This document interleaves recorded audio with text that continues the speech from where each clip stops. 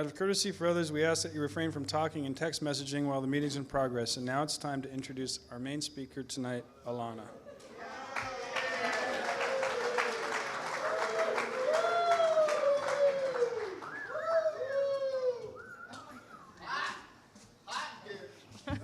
Hi, everybody. Alana, and I'm an alcoholic. And let me tell you, that didn't happen 21 years ago in a bar. They're like, get the hell out of here, you know. Thank you so much, John. Thank you so much for asking me to come share tonight. When you come around Alcoholics Anonymous for a while, you'll like get these people in your life that I nominate them like, you know, my favorite people in Alcoholics Anonymous. And John is one of my favorite people in Alcoholics Anonymous. We got sober together, late 80s. I think you were in the early 90s, late 80s. And he's still clean and sober. We used to rock Architects of Adversity and all these crazy clubs and go to meetings left and right and watch everybody play in bands and, you know, shows, gigs, and now kids. You know, it's like a trip, what, you know, what growing up does. And, I want to thank my best friend in the whole entire universe, Keith, for coming tonight, for actually showing up with 88 days of sobriety in Alcoholics Anonymous. I have a lot of emotions wrapped around it, and as he kind of touched on it, again, you know, there's going to be people in your life that you get family here. And, you know, I don't know about you guys, but I didn't have a family when I grew up. And I've known Keith for over 20 years of sobriety, or 20 years. And we've worked together, we've hung out, we used to go on these crazy runs and have this just synchronistic energy. And he had 17 years of sobriety, and I was like 5 years behind him, and I used to really look to Keith for a lot. And he decided to go out and drink after 17 years. And there's a saying in Alcoholics Anonymous that says, when the hand of AA reaches out, that's when I'm responsible. And what that means is, if you're new, there's going to be, and this, I'm not saying this, it's just statistics that, you know, come around. Probably in about 10 years, maybe about 2% of us in this room will be sober. And that 2% that still is sober, the people that come back, like Keith, it's my responsibility to stick my hand out and be attraction rather than promotion. And it's, to me, a very Zen move, because it's really difficult, because Keith is one of my closest friends, and I want to go, get your fucking ass back to Alcoholics Anonymous, you know? But that's not what comes out of my mouth. What comes out of my mouth is, I really love you and I support you. And, you know, I don't even say, do you want to go to a meeting? I'm there, and I always point out who you are. And it took 12 years for Keith to get back, 12 years. So if you're thinking about drinking, just think about that. It took him 12 years to get back to Alcoholics Anonymous, and he has 88 days today. So with that, there's also a saying called contempt prior to investigation. It's at the back of the big book, so I'll give you the facts of Alana before you start judging me properly. And then you can judge the hell out of me when I'm done speaking. I don't really give a shit. I got sober on July 23rd, 1988. I was 22 years old. I was straight out of Sybil Brand Women's Penitentiary. I was pending 3 to 5 years. I had 3 DUIs and a cocaine arrest, and I had a really, really, really bad attitude. I was raised in LA.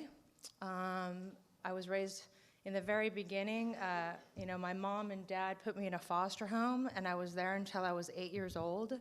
And in the foster home, I was beaten and I was molested on a daily basis. And what you can imagine in your really creative mind, probably add 10 to that. I'm talking absolutely tortured childhood. It's horrific. I look at TV and go, holy shit, like in a third party, that's that was my life, closets and electrical cords, and it was just a horrible, horrible childhood. That doesn't make me an alcoholic, but let me tell you, I needed to drink probably when I was 2. I didn't want to feel. Physically, I was in so much pain, and what I did was I emotionally shut down, and I completely went away. My mom got me out of the foster home when I was 8. We moved to Sherman Oaks. She was a race car driver. She was the first woman to go in the men's division and won. She was very famous. She was a model and an actress, and when she went into the men's division, she won 60 out of 62 races. And I always say she blew all the men away, literally. And my mom was a very sexual, active woman. It was the 70s. Put it this way, she got me out of the foster home when I was 4. She went to Woodstock with me. Go figure, okay, let's get the kid, go to Woodstock. And all I remember is running around naked doing this everywhere. Because everybody gave me attention. I was like, peace, yo, peace. And, loud music, and I'm surprised I'm still here. So, and my dad was never in the picture. She told me that at a young age that my dad was an asshole, and, he's a very weak man. You don't want anything to do with him. So, that's what was given to me at a very early age, I'm going to cut to my mom. Like I said, she was very promiscuous, blah, blah, blah. Whenever I was bad, I heard, you're going to be sentenced to your father's house. And my father lived in a place called Yucca Valley. And it's exactly how it sounds, Yucca Valley. It's the most horrific place I've ever been to in my life. Sorry, but that's just my experience. And so one day I threw an apple in the garbage can in the bathroom. Now, my mom was bipolar, and she was super, super OCD. So literally all the vacuum marks had to be on the same direction. Whoop. And sound effect. And, I couldn't step on the vacuum marks, but I had to, walk over the furniture to get out of the house. I mean, she's absolutely woohoo. No wire hangers. I swear to God, it was it was insanity. And so I was sentenced to my father's house. I didn't know him. I was 13 years old, and I really tried to, suck it up and go to my dad's house. Well, thank God, Lori Thornton, I met this girl, and her dad her parents were going out of town, and Lori Thornton's dad was a paramedic. And they were going out of town, and they had a bar, and they said that we could stay the weekend. 13 years old, okay. So there's 6 of us, there's all girls, we're sitting in Yucca Valley, California, and we decided to raid the bar, and all we knew how to do is make screwdrivers. So, it was vodka and orange juice, And so everybody takes a sip, and then it comes to me, and there's 2 more girls behind me. And it comes to me, and there's 3/4 at least left of pretty much, pure vodka and a shot of OJ. And I'm like, the whole entire thing. And I went into a blackout. Very first time I ever put alcohol to my lips, I went into a blackout. And I came to in the shower of her bathroom with this absolutely drop-dead gorgeous paramedic. And I was like, it's on. Are you kidding me? Drink, paramedic, I'm in. He was gorgeous. He was slapping me in the face. He's like, come on, cupcakes, time to get up. And I'm a blackout drinker, and the very last time I ever took a drink, I was in a blackout. Alcoholism is a progressive disease, and I share these 2 stories to kind of show the progression of alcoholism in my life. The first time I got pulled over for my first DUI, I was, 18 years old, and I was coming back from a bar called the Red Onion, and I was a cocktail waitress. I got the job because I did things to get the job, and creatively. And I get pulled over, and it's 4 o'clock in the morning. We just closed the bar, and the cop comes over, and the lights go on, blah blah blah. And I come pulling over, and he's like, looking at me through the window, right? And I'm like, through the window, trying to stick my head out the window to talk to the cop. He's like, tapping his billy club. Want to roll down the window, maybe? I'm like, oh, I'm just kidding, So I get out of the car, and he says, all of a sudden, he's like, this man is actually trying to have a conversation with me. Are you kidding me? I am absolutely out of my mind. And he's like, I want you to do these sobriety field tests, And I'm like, yeah, okay, we're in for a game. I get it. So he's like, stick your foot in the air, and I want you to, touch your finger with your nose, and, I tried doing that very ungracefully. I can do it today. I do yoga. And then he started, and to like clip back up a little bit, I quit school when I was just turning 15. I had dyslexia, and dyslexia is a learning disability, and I read things backwards, and I always told I was really stupid, and I believed it. And what it is a disability, and I had to learn how to read because I couldn't comprehend what I was reading. And so, I'm back there at the police, and he looks at me, and he's like, I'm doing all these sobriety field tests, and he goes, okay, I want you to say the ABCs backwards. And I'm like, whoa, this is really heavy shit, you know what I mean? I'm like, like the dog that hears a weird sound. And I'm like, oh, exactly. A, B, C, D. Well, he didn't think that was funny at all. And the sad thing is I literally thought that's what he meant. ABC's backwards, right, motherfucker? So his, the detective next to him and is like, bah, we got a wet one, and I'm like, see, he understands. Right, bro? And the cop's just not having it, and he doesn't think it's funny at all. Put your hands behind your back, Miss Downey, you're going to jail. I'm like, yeah, right on. Badge of armor, right on my chest. I think I'm cool. I'm going to jail, call my roommate. Guess what? I'm in jail. Pick me up. Aren't I rad? Let's go drink. I drink Jack Daniels. I take the cap off. Why need anything else? Take the cap off. You got the bottle. I don't need anything else. I drink to the oblivion. It's called the real alcoholic. Now here's where the progression kicks in. Are you paying attention, kiddies? Okay. 6 months later, I get pulled over for my second DUI, Highway 10, coming back from a rockin' New Year's Eve party in Yucca Valley, California. The kegger on top of FM Mountain. Fuck mountain. Okay. So I get pulled over, and I come to as my hair is being pulled and my face is being slammed to the back of the cop car, over and over and over. And I come to, and I'm in a blackout. I come up, and I'm in a blackout. And I come to again, and a billy club's being swung at my face. And mass contusions, and my face swells up.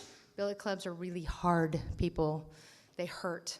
And it's not like I can stop the process for that moment when I do wake up and say, yo, time out for a minute. Why the hell are you beating me up? You know what I mean? Like, I'm in a blackout. They don't understand people like me. They don't understand you guys, So I go to jail that night, and they put me into this little padded cell by myself because I'm a danger to myself and others. And I get out 48 hours later, and my face is swollen. I can't talk, and I'm really uncomfortable. And there's a part in the big book that talks about incomprehensible demoralization, and that was me. I didn't know what that meant because I didn't have those tools yet. I didn't know I was going to speak tonight, in 1982. And but I had that absolutely horrific feeling inside of me. Pain, emotion, spiritually dead. And I came home, and there's a piece of paper that they give you, the release papers. And on the paper, I look down, and I read, prisoner bites woman police officer detective blah, blah, blah in the neck. Like, are you kidding? Like, is this me? Like, I'm not reading, then I'm gonna have to look back up. Is this really my name? And I'm reading again. I'm like, holy shit, I bit a woman police, tequila. Do not drink tequila. Like, tequila and Alana don't, and I'm like, that night, my mission was to drink the worm. You know what I mean? Like, those were my goals and aspirations back in those days, you know what I mean? And so what is my solution? Come on, everybody knows.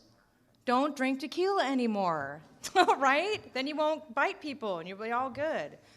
Switching from scotch to brandy, as it says in the 1933 edition, you know what I mean? It's like, so that's a progressive disease. And, my mom decided to get married again, and she married a younger man, and I moved out of the house when I was 15. I couldn't handle it anymore. After the whole situation with my father and the drinking and the blah, blah, blah, it didn't work. So I decided, you know what, I'm out of here. My dad said, good luck, and my mom said, whatever, here, pack your bags, and here's $20 or $50, and, have a good life. Those were my parents' skills, And so I left, and I get a call when I'm 17, and it says, my mom's married, and she's like, I'm really sorry, please come back, please come back. Now, this is where you guys have to understand that all I ever desperately wanted was the love and affection of parents. I wanted love. I wanted to have a mom. Like, I never had it, you know, foster home, insanity, you know, trying to make a relationship, dad, doesn't work. Like, so I went back because that's what I know. And so I go back and, you know, they get married, and she marries a guy named Kyle. Now, Kyle's 18. I'm 17. I'm dating a 32-year-old. Something's not right with this picture. You know what I mean? Like, when people are looking at us like, wait, isn't this your guy? Yeah. It's all bad. So they get married, they're having a happy, joyous, and free life. And again, something happens, and you know, I come home from the Odyssey. I'm so freaking old. I come home from the Odyssey, and Kyle now is blonde hair, blue eyes, parted on the side, and he has top-sailor shoes, and he has a pink alligator shirt with the collar rolled up, you know, like Mr. Kyle, and he's going sailing for the afternoon. And I come home from the Odyssey, and I'm full on a purple mohawk with, like, you know, a Sex Pistols ripped t-shirt with, you know, rings in places they shouldn't be, and, you know, black makeup all crazy, you know, and safety pins in other places they shouldn't be. And, you know, it's just like, it was like completely, you know, a conundrum.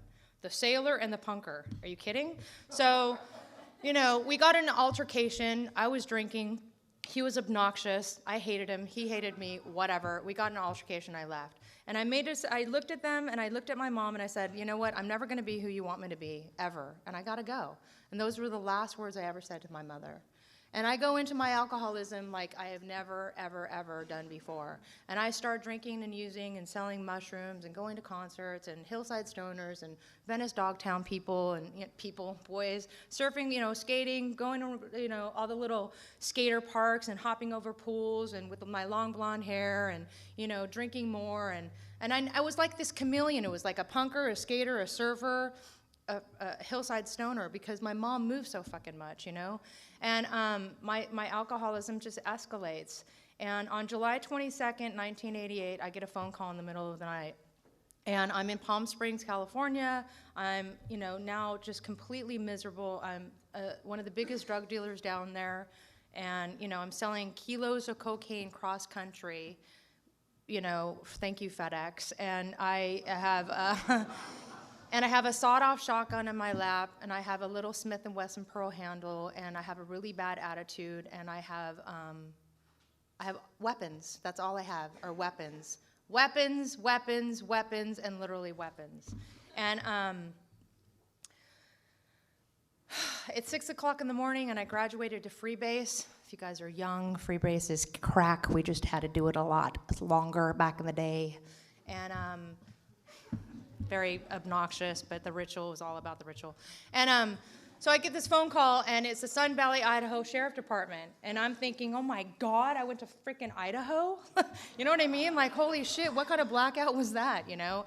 And he said, do you know a Marsha and a Kyle? You know, and I said, yes, of course. And he said, I need to tell you some important news, and somebody's supposed to be knocking at your door. Unfortunately, we're really far. Where are you? And I told him, and I don't really want to tell him because he's a police officer, and I'm doing freebase 30 feet from my bed, you know what I mean? And he said that they've been killed, and I asked how it happened, and he said they went to Sun Valley, Idaho, they checked in a hotel room, he bought a gun, he shot her twice in the head, and then he shot himself. So this is when my best thinking in that moment was, I am never going to love another human being as long as I live. I'm done. I am absolutely just, strike me off this planet, just push delete, make me go away, and I'll be good. Because, I mean, my whole life was torture, man. I didn't believe in God. Why would God, you know, have somebody molest me and beat me? And then now my parents literally kill each other. I don't even know my real father. I have no friends. My friend is like Anderson. Come into the frickin', you know, I'm the dealer. Anderson loves me when I'm, you know, have it. And then Anderson comes knocking at my door, and I'm not, you know, I'm dry, and he's like, yeah, peace out. Biatch, I got other places to go. You know what I mean? That's who we are, you know? Sorry, Anderson, I didn't mean to peg you, but... You know what I mean? And we're insane. And we think, we don't have morals, we don't have values, we don't have dignity, respect. All we want to do is go for the next drink and drug. And that was my life. And so I proceeded to completely shut down and drink like I have never drank before. And I blew up to 245 pounds. The mohawk was now Liberty spikes, and now I had those weapons were even tighter. I used to get in fist fights in bars and throw people out the doors, and I used to jump out of moving cars, and I mean, just really horrible stuff. And I'm not even 22 years old, And I get pulled over on July 22nd, 1988, and that was my third DUI, and I got that one phone call, and the one phone call was like, everybody gets excited, they get a phone call, right? Well, here I am going, are you kidding me? Like, I don't have any family and friends. And it was, again, the most demoralizing feeling that I have ever felt in my whole entire life. Like, everybody goes like, right on, you get your phone call, and I'm like, who the fuck do I call? I have nobody. And so, through a series of events, which I don't really have time to get into, there was a guy named Gary who ended up getting sober and told me, he told me how great his life was in Cocaine Anonymous. And he came into my bar. He just said, I'm clean, 6 months, peace out, gotta go.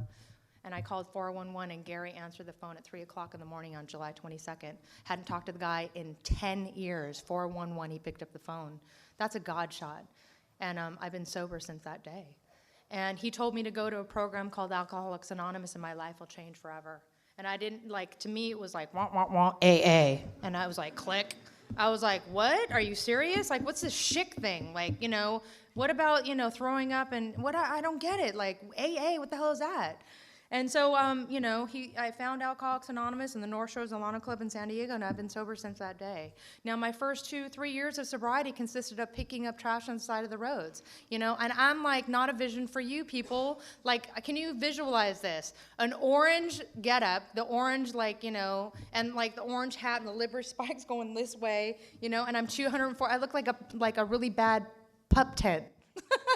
Like all different weird colors, and like acne and just like, ugh, And I got really ungrateful at first, and I had to pick up trash on the side of the roads, and I had to go to the Descanso work farm and wash sheriff buses with toothbrushes, because that's important for criminals like me. And I got my driver's license revoked from my first 3 years of sobriety. I moved back to LA because I found a sponsor, and he told me that my dreams can come true and I can hang up my fantasies. His name was Gino. I went over to him and I asked him to be my sponsor. And he looked at me and I grabbed the big book as I'm asking him to sponsor me. And he goes, oh, and he was a big book thumper. And whatever that meant, like, what does that mean? Like you're the, King Kahuna of the big book? I don't understand this terminology crap. And I said, you're going to be my sponsor. And he said, oh, mija, and I'm like, this attitude still, like, what the hell did you just call me? And he's like, mija means my love in Spanish. And I'm like, oh. And I said, will you sponsor me? And he goes, men work with men and women work with women. And I said, really? Having dyslexic, never read the big book, but I'm a hustler. I know how to get my way out there when I'm drinking and using, and so do you. So I find it really hard to believe when you come in here going, how do I go to, what bus do I have to take to a meeting? Like, are you serious? I don't have my right tennis shoes on. Like, are you kidding me? You would walk barefoot down the hill backwards, rolling, to get any kind of drug, and you're sitting here and can't get to a fucking meeting because you're tired? It's obnoxious. Wow. Sorry, that just had to come out for some reason. So, I grabbed the big book because I'm a hustler, and I said, where does that say that in this big book? And he goes, wow. He goes, mija, and it doesn't. I said, good, you're going to sponsor me, I'm going to get loaded, and it's going to be on you. And he was like, it's going to be okay. And that man became my first sponsor of Alcoholics Anonymous. And that man saved my ass. He didn't grab my ass. That man showed me how to be a dignified, beautiful lady in Alcoholics Anonymous. He taught me how to wear a dress. Never wore a dress in my life. He taught me, he goes, see these women over here? This is like cutting too much later. See, she wears makeup. Not the punk rock makeup. This is kind of real makeup. This person over here is a Manny and Petty. The hell is that? Like a Manny and Petty? You guys are getting a little obnoxious here, don't you think? All the things that, like we go to these fancy restaurants and like there's all this silverware and a plate. And I'm like, dude, why is there all this silverware? There's like these little portions, and I don't get it, you know? Like, which one? And I got nervous, like, oh my God, what if I use the wrong one and everybody's gonna look at me at the table? He's like, work your way in, Carol, work your way in. I'm like, oh, okay, this is how it works. Like, literally, the basic skills of human nature I had to learn here. You know, I had to go to a big book study every Wednesday, and you know, it would be passed around. Everybody read a paragraph, and I would decline because I had dyslexia, and I felt stupid. And Gino asked me a very important question when I first asked him to sponsor me. He said, "Are you willing to go to any lengths?" And I said, "Yeah, sure, Gino, whatever." And he goes, "No." And he looked at me in the eye, and he was the first person that I ever allowed anybody to look at me in the eye. You don't look at people in the eye in the street. It's a challenge. Don't, you know. Plus, besides, I can't look in the eye. I'm completely dishonest. I don't know how to do that. So he said, you know, you're going to read. Oh, are you willing to go to any lengths to stay sober? He asked me again. I said yes. And I meant it in that moment. And so, you know, here we are, the big book study. He says, I want you to read. And I'm like, I'm going to get up. And I get up, and he sits my ass down. And I'm like, so I read more about alcoholism, chapter 3. And it took until the rest of the meeting to read that paragraph. And I was stuttering, and I was stammering, and I felt so sick to my stomach, and I was shaking. And I looked back up, and the whole meeting applauded. And the whole meeting stood up and applauded for me in that moment. And that was the first time in my entire life that I felt love in that moment. Like, I was always told how stupid I was and how, you know, your parents hate you because you're in this foster home and that's why you're here. And on all the signs point to negative, horrible life, you know? And I came back to LA because, again, he told me my dreams can come true if I hang up my fantasies. He told me to write a grateful list. He told me to write everything that I ever wanted, whatever you thought, you know. And I come from a place where, you know, my ego just does a frickin' job on me, because my ego, my disease, wants me dead, wants me to date the worst guy in the world, wants me to live in miserable places, doesn't want me to have a great job, it wants me to lack. And I lived that way for, like, way too many years, you know. And I came back to LA, and I began in a career in the music industry, and I started going on tour with all these bands and had a really good time. And it started as a runner, and I was really humble. Would you like some water? That was me. Let me just roll out the anvil cases. Let me just do what I got to do to get, you know, a job here. And next thing you know, I'm like the right-hand girl of the promoter, and I'm traveling all over the country, you know, doing the biggest bands in the world. And, you know, I'm doing my steps, and I'm doing everything that it takes. I'm going to meetings. I'm very anonymous in the music industry because it's a very, you know, tumultuous, like, horrible place to be, because it's like all of us drinking and using, and we're like out there performing, you know what I mean? And I take my anonymity very seriously, and that's just me, because I have a hard enough time living life without you judging me, let alone now you got the AA tag on me too, you know? It's my business, it's not your business, unless I make it your business. And my first love, I moved out when I was 15 with him until I was 21 years old, and you know, he was the love of my life, and until he did something he wasn't supposed to, and I broke her nose, and I left, and, you know, and I've never cheated on anybody in my life to this day, and I never will, because why? It doesn't make sense to me, and don't do it to me. And, you know, he kept popping in my brain, and if in your steps, all you got to do is sit there and be quiet and just be in your steps, you know? And so I found him, long story short, in Texas, ending a gig. I made my amends. I came home, and 3 months later I was pregnant. And no, I normally don't make amends that way. And however, it was the best amends I ever made in my entire life. And it's the truth. And the truth is my son is a godchild. Like, for some reason, I was supposed to go there to have my son. Now Sean never stepped up to the plate. He never, you know, and I didn't expect him to. He wanted to marry me, and we were in 2 different places, and I said no. And then other ugly things happened, which I share share in a very general way out here, and specifically with, you know, my friends. And I came home, and I decided to raise a kid on my own. Now, my life today is absolutely ridiculous. You know, my son was born on February 19th, 2001. He'll be 9 years, I was going to say sober, that too. He'll be 9 years old next month, and he's the light of my life, and my son broke my heart open. Now, you guys, I was raised as a very torturous, like, caged animal, and I was beaten and I was molested my whole life, and I had no structures or boundaries or love. And now I get to, I learned from really, really working my ass off here and doing all the steps and listening to you guys how to be a human being and to how to really, really, really have love. And when my son was born, my real father showed up. My real father showed up, and I had never really met him. And he showed up, and it was a rainy day, and he came, and it took him probably 4 hours to get to the hospital. He held my son. I said, "Look at your grandson." And he shook, and he had tears in his eyes, and he could only handle so much emotion, my father. And he said, "I love you, my grandson's beautiful," and he left. And that was a perfect, perfect moment for me.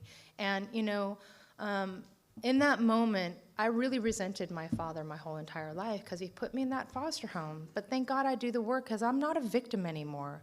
And so in that moment, I heard a voice inside of me say, do you want to justify the right to be angry, Alana, or do you want to have love in your life? And I decided in that moment that I needed to have love in my life, and I forgave my father. And in April of this year, my father, December of last year, my father was diagnosed with cancer. And through the last 10 years, I've had a relationship with my dad. And it's the best it could be. Like, we talk about the stupid show 24 because we watch it. And, you know, the weather. And he was a pilot. And, you know, I engage with my father at my father's level. And if I start to engage at any other level, I'm in self, and it's not real. So I go to my father's level. It doesn't mean higher or lower. I just go to him, and then we can have a relationship. And I went there, and I have a half-brother and half-sister who are not sober and have other really bad issues and whatever. And so my father was barely 45, maybe 60 pounds, and I carried him to his bed. And he blew a kiss at me, and I told him how much I loved him, and I started to cry. And I saw in his eyes the love that he had in his eyes for me. And I saw that he also didn't want to let go. He didn't want to let go. And I looked at him, and I said, "We're good, Papa. We're good. It's time to go. Godspeed." And he took his last breath with my hand in his. And that is the most beautiful moment that I ever had in my whole entire sobriety, besides the birth of my son. And that night, I called Keith, who was not sober, but I didn't care because he's always been, in his heart of hearts, the real, most loving, kind, sensitive human being that I've ever met in my entire life. And he was the only person that I knew that could understand that deep emotional pain and just know exactly what to say, and he did. You know, he did. And my son was there, and he got to say, you know, "I love you, Grandpa." And my son got to feel what it's like to have a grandpa, you know. And, you know, my life today is comical. Like, this is my life today. I worked at a treatment center. I worked a double shift. I got off at 11 o'clock last night. I went and picked up my friend picked up my son at a friend's house. We got home at midnight. We went to sleep really quick. We got up, dropped him off at school. I go back to work. I go to work. I'm in finals because I'm going to school. I'm getting straight A's in psychology. Like, this is a girl who couldn't even freaking read. I'm getting straight A's in psychology. So I'm working, I'm a mom, I'm in school, and I'm doing this spiritual workshop. It's a spiritual book, and I'm doing a really heavy, heavy, heavy lessons on me and changing my perception. This is my life today. Like, are you kidding? Like, who am I? You know, on October this year, wow. The last 3 days of Keith drinking, may I? The last 3 days of Keith drinking was a very, very pivotal, spiritual, really cathartic time. And Keith was so drunk, but he didn't want to be alone. And he called me, and I get the gift of that. And he said, "Can I spend the night?" And I said, "Absolutely." And Keith walked into my house, drunk off his ass, with a bottle of vodka. and he was stumbling down the stairs, and he had to go to the bathroom. And I grabbed the bottle of vodka, and I poured it down the sink, because I'm an alcoholic, and you cannot bring that in my home. But he doesn't know this right now. He's drunk. And so we get downstairs, and he looks at me, and he goes, "Where's my bottle?" And I said, "I poured it down the sink, sweetheart." And he said, "You did what?" And I looked at him, because the truth is, you guys, you can always hear the truth. Always, even in a blackout.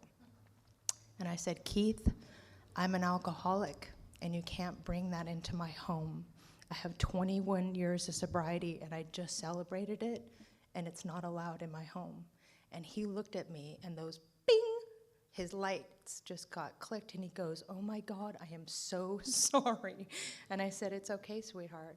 And so for the last 3 days, he spent the night at my house before he went off to treatment, and he was wasted. And and in the end, when I said goodbye, good luck, he had the most calm, and he knew, and I knew in that moment that he was going to be 88 days sober one day. And on Halloween, I had a spiritual awakening the day he left. He went to Utah, and I got so violently sick, I can't even tell you. Sicker than sick. And I was throwing up like you would never believe. Like, you know, that gut-wrenching, and like you drink water and nothing. And then my back went out, and I couldn't walk. And I heard a voice go, are you going to succumb to this?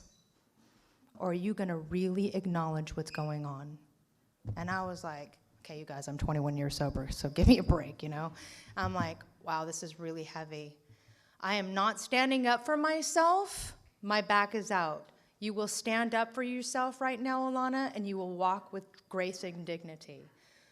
To the next hour, I got up and I could walk. I proceeded to throw up for the next 24 hours, and I had an absolutely divine white light experience. Beyond my wildest dreams. It's taken me 21 and a half years to have this experience. And who's standing in front of you is a beacon angel of God's work, who absolutely, without any resistance, will do whatever it takes to stay sober and to have a spiritual awakening. It says, having had a spiritual awakening. It doesn't say having maybe kind of sort of a belief, something rather. It said having had. I've had a spiritual awakening again. I'm doing this coursework that is mind-blowing, because to me, if you give me a glass of water, thank you so much for my glass of water. That's where I live. Like, I'm so grateful, because I have had nothing but shit my whole life. And you know who created it? Me. So if you're sitting here wondering why your world sucks, go look in the mirror. And go listen to the voice that you listen to on a daily basis. And if you wake up every day in fear, you get to have a chance to change it into faith and love. I'm sitting here telling you it can be done, because I'm the one who's doing it. And if I can do it, you can do it. 245-pound purple-haired maniac with a sawed-off shotgun? Are you fucking kidding me? Like, what's this? You know? And I love my life today. I love Alcoholics Anonymous, and thank you.